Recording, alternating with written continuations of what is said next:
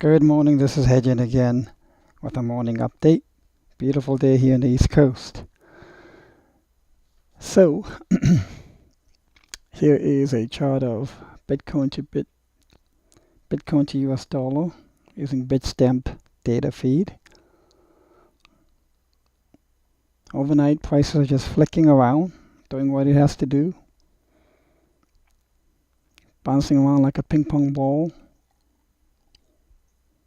according to the tunes and the rhyme of sentiment.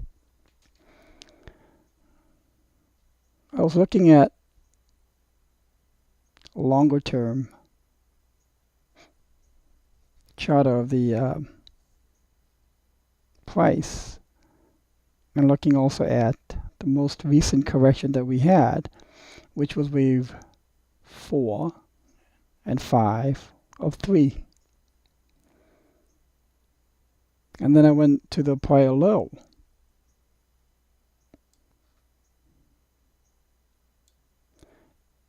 And I'm going to draw a line from here to here.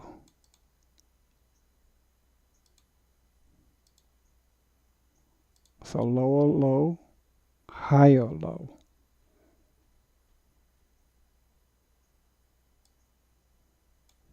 But I won't go there yet.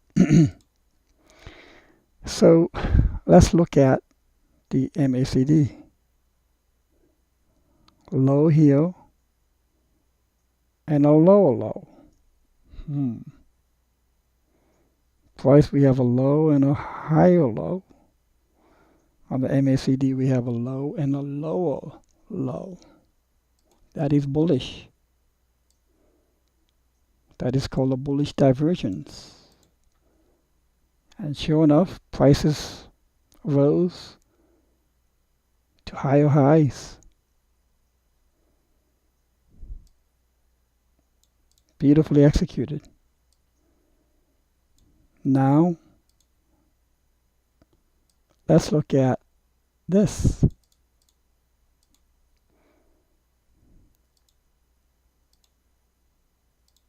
This time around, we have a low and a high low.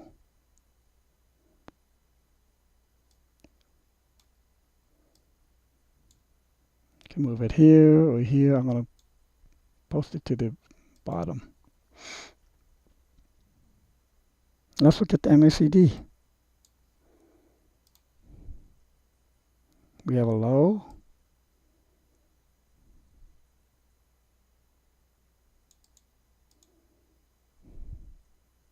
We have a low.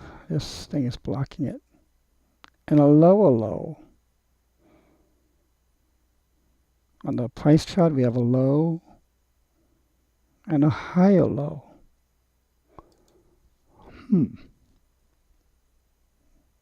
I would say that's bullish. Could this drop a little lower? Absolutely. No reason why it cannot. That's possible. But I also showed yesterday that the divergence is occurring at a smaller scale degree, like so. Low, lower low, low,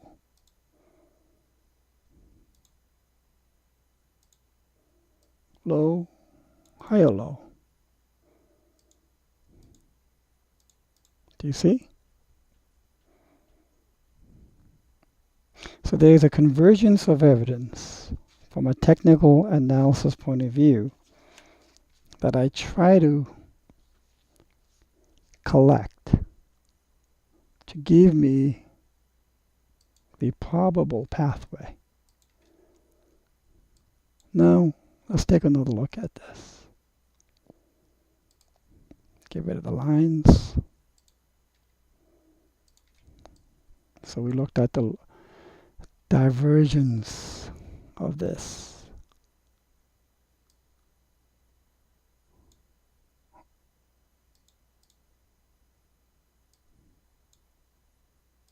Okay. Put this down. remember the jaws of wealth that I had talked about?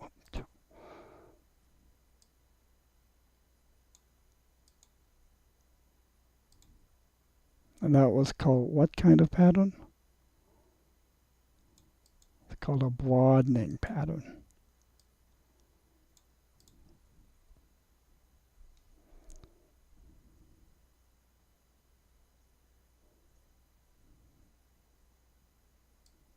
And my goodness, I'm seeing the same broadening pattern in the MACD as well. My favorite indicator.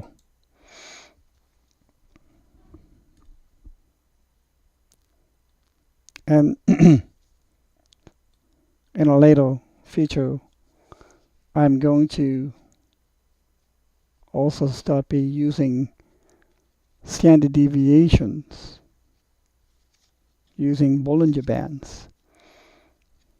But it takes a different kind of programming algorithm on the Bollinger Band settings.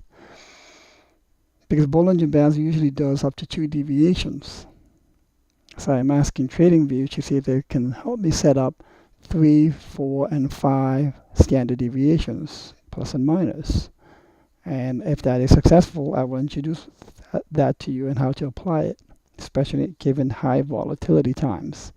And that time shall come sooner or later, when wave 5 of 5 of 5 is reached at around 79,000 buckaroos, let's say. But let's go back to this. Oops. Now I'm going to redo this. I'll redo this. I took the logarithmic off to get a greater impact. To show again, same effect.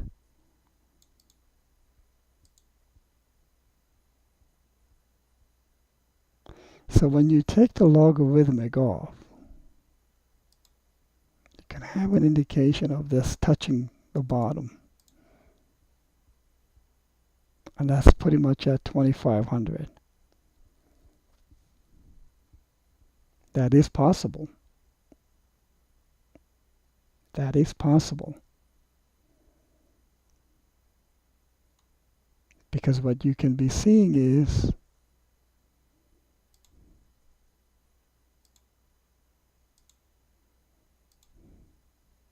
A, B, C.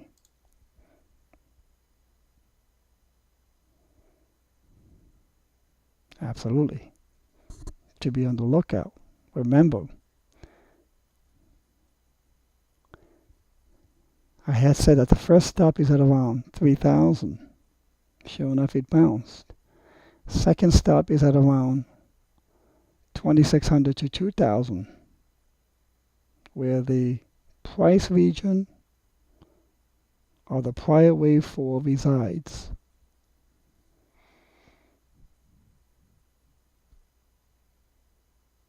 And if the MACD wants to take this is when I was saying you could take a little dip more to give a greater degree of divergence, flop out, is certainly possible.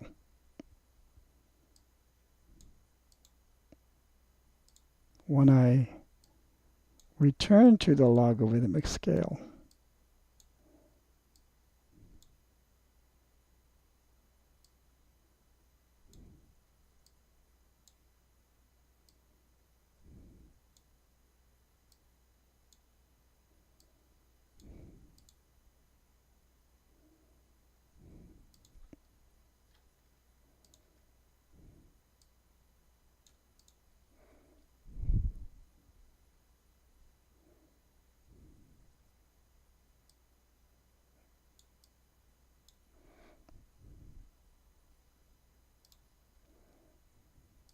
it can take a dip down and maybe temporarily pierce it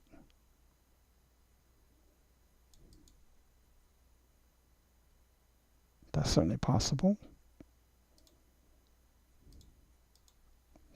Something to be on the lookout for. But to me, symmetry matters. Notice how here it didn't touch the top, didn't touch the bottom.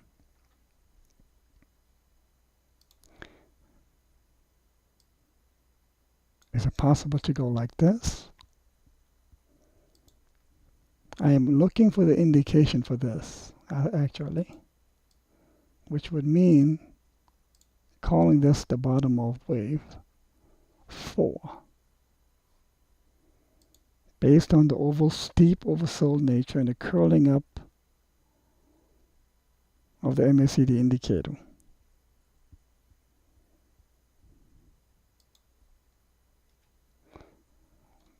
What we need to see then is for prices, this is the blue line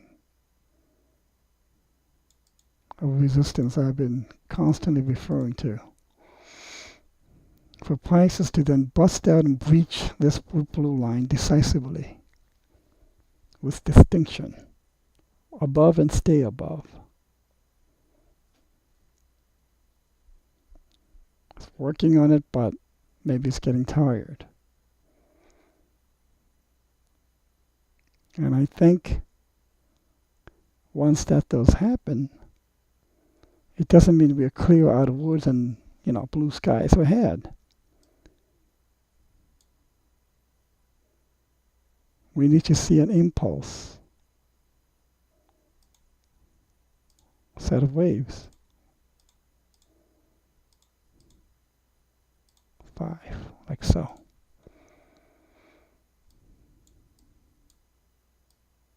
Oops.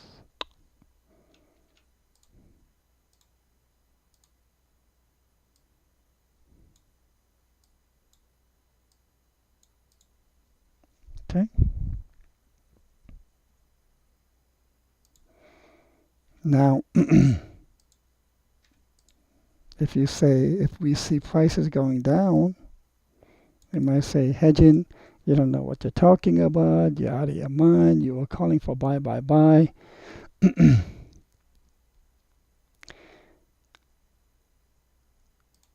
Fair enough. I can understand the level of frustration that technical analysis can provide. But let's go back to the laddering technique I had.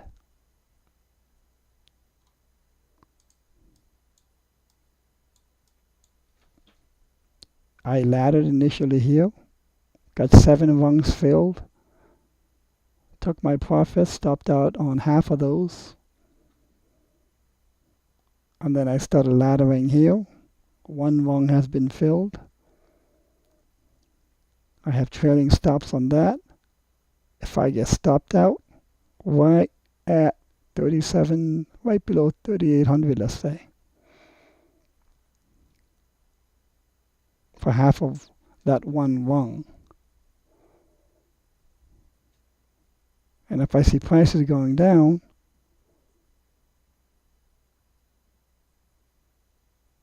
then I will use this line of support to start building another ladder. And I will go below that support. And if those rungs get filled and continue to go down, I will be overjoyed. Overjoyed to get lower prices, better prices. So I have multiple ladders. I am laddering my ladders. The only reason why I'm not going all in a single transaction here is, to me, is a very risky event. By laddering my ladders, I am de-risking my entries. Why? No one knows where the exact bottom is. I don't know. Jim Cramer doesn't know. No one knows. But Elliott waves can give you a peek around the corner from a probability deterministic thought process. And if this is A, B, C, no worries. I shall have my ladders and dry powder kegs ready to go. What if prices zoom up? It doesn't matter when you make your entry for your ladders. And this would not be called chasing. No. This is a methodical de-risk technique to get as much emotion out of it.